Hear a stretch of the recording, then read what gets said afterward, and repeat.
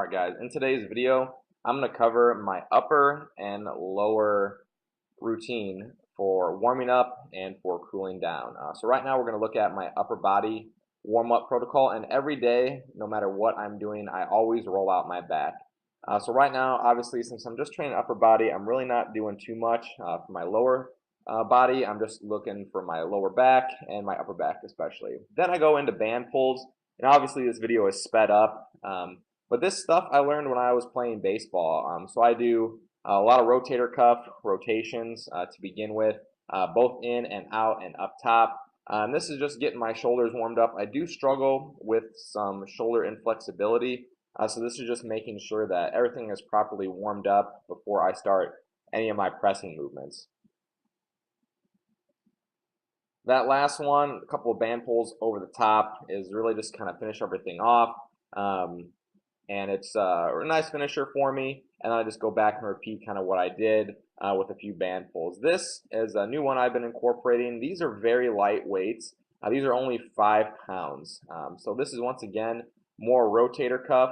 And I just kind of pivot up, pivot out, put it up, back down. And I do, about 15 of those or so. And then I jump into some push-ups here. Once again, all this video is going to be sped up just because I didn't think you guys would want to see me doing 20 push-ups. But this just helps me get a little blood flow to the chest. And this is going to be my cool down for upper body. Now, my gym does have a few TRXs, and I prefer all kind of static movement afterwards. So I'm really stretching out the shoulders, really stretching out the pecs. I'm leaning forward. I know that's hard to see right now just from this angle. And then I put my hands to the side just to really stretch everything out up top. So this is kind of dynamic, kind of static.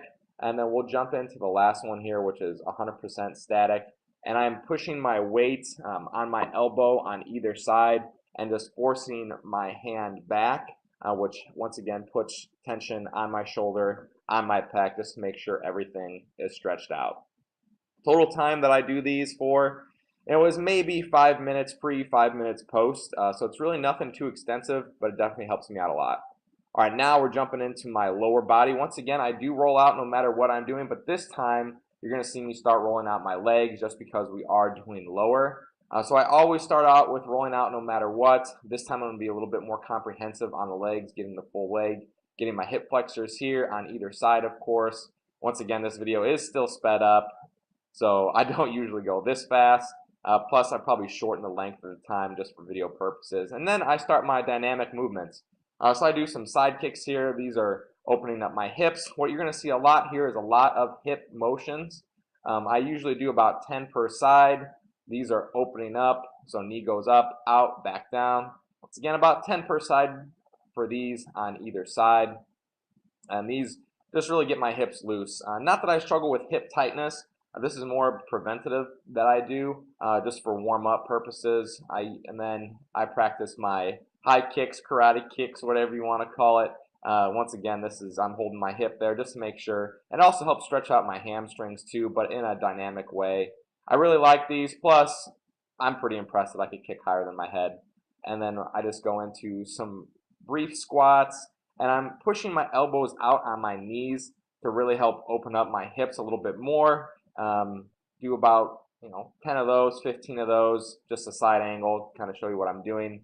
And then I always finish off with some walking lunges. Once again, that is sped up, and then the camera actually took a tumble there at the end, so I had to edit that out. Now this is the end of my workout, so I would be doing static movements here. I do wide and narrow stances. What I'm trying to do here is keep my back fairly flat, which I do a better job there than I did in the first one, just to really get my hamstrings stretched out.